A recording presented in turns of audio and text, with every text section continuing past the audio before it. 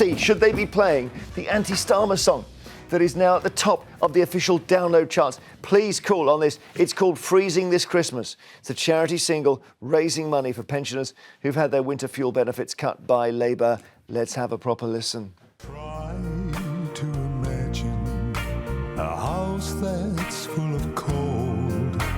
Try to imagine being 80 years old. That's where I'll be since Keir left me. I wish tears could heat my home. It'll be freezing this Christmas without fuel. So references to Keir Starmer, Freezing This Christmas, based on, I think, the song by Mud from the 70s. Sounds very Elvis-y, doesn't it? But it's quite serious. It's not a spoof. It hasn't been played on BBC radio stations. It is at the top of the official download list. Could make it to be the top of the main charts, which are announced at 4 p.m. today, with obviously the Christmas #1. The BBC has said its chart show on Radio 1 is a factual account of what the British public have been listening to. A spokesperson has told us this morning the BBC play a wide range of music across our stations. We don't have specific policies on tracks. We don't ban songs. Decisions on what we play are always made with the relevant audiences and context in mind. Charlie, should they be playing it? Well, they should be playing it, and just in response to that statement, it's clearly not accurate. They are banning it. People are listening to this song. They're downloading it if it's the #1 in the download charts. So I don't know what the BBC are... Well, there's a weird thing with charts. It's sort of different charts, aren't there? There's a download chart. I thought they would stick with the old thing of how many people have bought the single, and then someone told me there aren't any singles anymore, so that's obviously gone.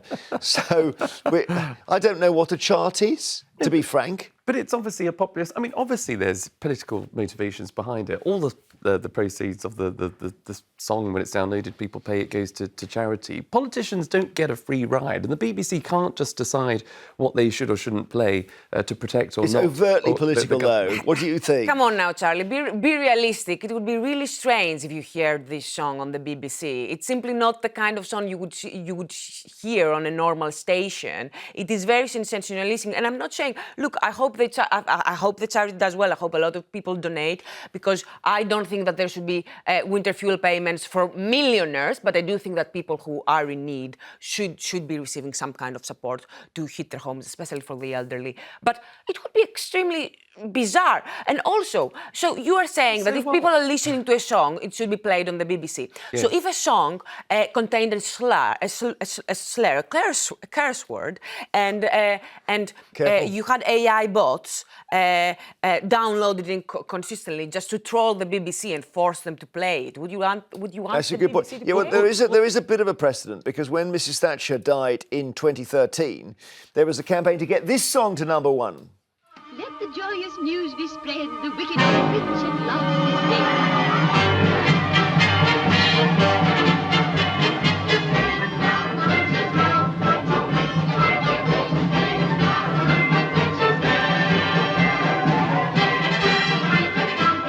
Ding Dong, The Witch is Dead reached #2 in the official charts and was described at the time as one of the most controversial chart contenders in history. The BBC Radio 1 controller at the time said the charts show would not play it out of respect for Mrs Thatcher. Well, yes, because somebody has just died, and that is a total slur on an individual. This is not a slur against Sir Keir Starmer. His name is mentioned in the song, but no one is attacking him personally in this song. But the political, though, yeah. Well, it's political, but the people can make up their minds for themselves. If they don't like this song when they hear it, and there could be some introduction to the song to say, #1 in the charts now is a sort of a slightly different version of one that you might have heard before, and by the way, this is a charity song. Make up your own minds. Audiences can decide for themselves as a British public whether they like the song, whether they don't like it, whether it's in good taste or not. Let's just go to Diane in Torfan. Diane, should they play the Freezing This Christmas song? Hello, Jeremy. Hello, panel. 100%. This will show the old country, right, what they've done to the old age pensioners. I'm 64, so I wouldn't get it for a while, this winter fuel payment. But I go up to my local town, not very often because I can't get out. But I do talk to them, I do just go up to people and talk, because I like to know what's their life, And they say they wish they never, ever voted for him. I said, well, it's Labour always been around here anyway. So, I said, you couldn't have voted Conservative. I said, because they were bad. But I said, you didn't do no wrong. They said, he's awful. Do you think, Diane, do you think the BBC should play it? Of course, 100%. And also if they make any money, give it to UK, the UK age concern. And also, can I just say one more thing? I know I've talked a lot, but there's number 2 could be a Greg Wallace song, right? 1974. It comes to my mind when I heard about Greg Wallace. Dirty Old Man by the 3 Degrees. Play that, right? And that could be number 2.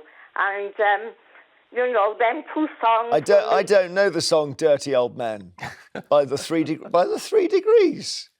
That's interesting. Well, Diane, thank you for your call. That's an interesting one. Okay, Barbara in London. Hi. Hi. So, what do you think, Barbara? Well, to be perfectly honest with you, Jeremy, I'm sick and tired of all this. I'm a pensioner. I'm lucky to have pension credit. You get pension credit if you're only on pension, basic pension, and you've got under 10 grand sitting in your bank account. Yeah. Which is what I've got. I've got my little funeral money that's in my savings account, and that's it. And then I live on my pension. Right. People who get pension credit need pension credit. But they want to stop this, giving out this money to people that don't really need it. I mean, they're talking about Paul McCartney this morning on the stage. I said, people like him, under the old scheme, are allowed that pension allowance. You raised an interesting point, whether Paul McCartney should get the winter fuel allowance, but there is a good argument that he damn well should, because he's paid a shed load of tax. I mean, why are you looking at me like that? I think he can do without it. He's paid the tax, Stella. And so what? And also the other thing is that when the cheque comes from McCartney, he thinks, that's why I pay my tax. Right. It's a psychological thing. But people my age are paying into all of these pension pots, and we will. And you're 24, correct? Exactly, precisely 24, not a day older than that. Okay. And when it will be my time to get my pension, it is highly unlikely there will be a state pension. It will be nowhere near what it is right now. No, there won't be. Do you think the winter fuel allowance should be paid to people in their 20s? If they are in need, actually, I would love to see more support for people in their 20s who cannot make ends meet, because really people are suffering, and we are talking about low birth rates and why young people are not starting families, and how could they? What do you think? Take the winter fuel allowance. Say, look, 1 in 4 pensioners is a millionaire. We're now paying it to 23-year-olds.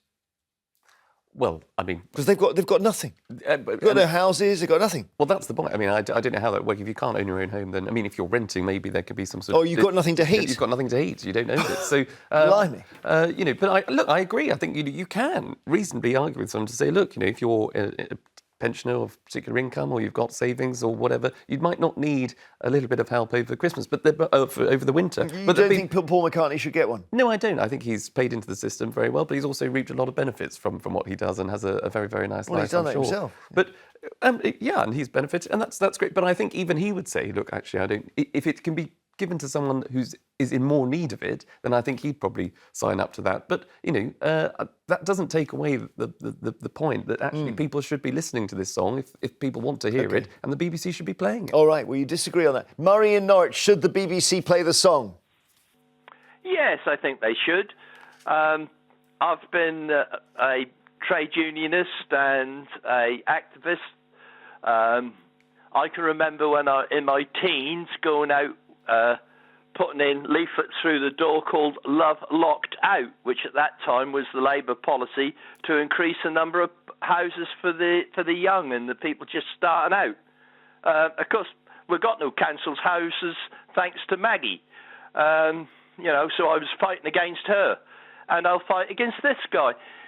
He doesn't seem to understand that pensioners need that little bit of help. Well, he says it's being made up for by the increase, the triple lock. Yeah, we've always had that. So to say that he's given us that was already a given. We'd already got that. he's taken away a sum of money, which to a lot of pensioners is a necessity. The point is, we talk about rich pensioners. There's not many rich pensioners, I assure you. Most working class people fought very hard to try and get pensions, and they actually, in many cases, took a lower salary to be allowed to have a employer's pension. It was part of their pay deals. Yeah, okay. And it was never, ever a great amount of money. Thank you very much, not Murray. Thank you. Thank you. I just want to move on. Marie in Glasgow. Marie, hello. Hello. No, I don't think they should be playing it. For the simple fact, I'm 66, and my energy company wrote to me, you don't have to be getting pension credit. You just have to be born before the 22nd of September 1958, and you will get your winter fuel allowance. I've got mine. Yeah, well, that's the old system, right? No, because the old system is... Yeah, but if you're not on pension credit, you're not... Well, you may be getting it until they phase it out, but I think you're not entitled to it. No, I'm not entitled to it. But I got my winter fuel payment, and my energy company wrote to me to tell me I was entitled to it. That's a really interesting one. I don't know how that's happened. Well, thank you. That's an absolute mystery. I mean, but it's already been cancelled, hasn't it, Stella? So I don't know how Marie's getting it. Have I missed something there? If you're not on pension credit, if you're not among the poorest pensioners, you do not get it. I know what it is. Director Matt has just told me. It's different in Scotland. Marie, it's different. Of course, it's in Glasgow, Marie. That's the answer. Of course. You still there? Yeah. You've got a different government. You've got a different system from Westminster. You haven't had yours taken away. Well, everybody else get theirs taken away. My neighbours don't get theirs. Yeah, that's it. Well, there we are. I should have been onto that straight away. Thank you, Marie. Well, it's Northern Ireland, might be. I'm not sure. Lauren is in Kent, so very much not in Scotland. And are you a pensioner, Lauren? Hi, Jeremy. Merry Christmas, and no, I'm not.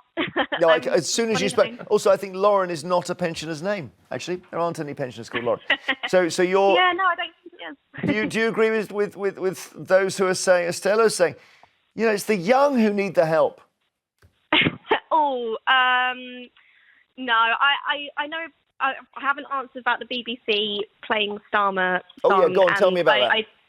I definitely don't think they should. It's a very biased song, and if they play that, then they are no longer impartial, and it's a very dangerous road to go down, I think. But arguably, nearly all rock music is left-wing, right? So the idea that, Streets of London is a song that's on the left, in a way. It's not a Thatcherite song, let me take you by the hand and lead you through the streets of London. And it's okay, yeah. Yeah, what about, do you remember when the Sex Pistols were banned for singing God Save the Queen and her fascist regime? Those were the days. It's okay for the song to be created, but I just don't think the BBC should be playing it and promoting it. Well, they obviously agree with you. Sorry, Charlie. Do you remember the song in 1997, Things Can Only Get Better? Yeah. Now, that was obviously a campaign song, totally inoffensive, but associated with the Labour Party and the Labour government. The BBC were happy to play it there. It was already an existing song, yeah. But it was used as a campaign tool. It was the Labour Party's campaign anthem. It wasn't name-checking the Tory leader. Well, this song name-checks Keir Starmer. It was attacking the Tory government. This song says that Keir Starmer, who has been Prime Minister for less than 6 months, is to blame for the economic situation of this country. What about singing Free Nelson Mandela, which was the Specials song? That's arguably political.